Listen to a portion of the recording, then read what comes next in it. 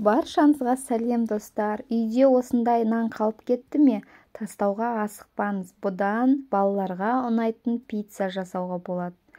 Менімен бірге видеоны соңына дейін көріңіздер. Ал бісміллә бастайық. Нанымызды осылай турап аламыз. Дәмі енді керемет, тура пиццадан артық болмаса кем болмайды. Бір жұмыртқамызды, майонез, кетчупымызды, бұрыш, тұзымызды қосылып, бәрін жақсылап осылай араластырып алатын боламыз. Үстіне бір ас қасық сметана маңызды емес, бар болса қосыңыз, жоқ болса қоспай қойыңызға болады. Сүт қосамыз. Жақсылап араластырып жіберіп, енді үстіне көк пияз саламыз. Бұл да маңызды емес, үйде не бар сала берсеңіздер болады. Менде көк пияз салдым.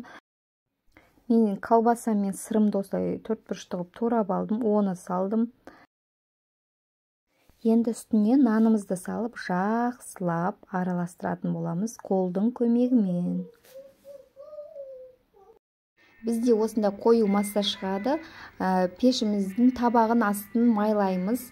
Енді пешімізге салып пісіруге болады, немесе сковородкаға пісіріп алсаңыздар, екі бетін пісіріп аласыздар, сковородкаға пісіретін болсаңыздар. Үстіне сырымызды сеуіп, осылай пісіріп аламыз. Астарыңыз дәмді болсын, өте дәмді болып шығады. Жасап көріңіздер, менімен бірге болыңыздар.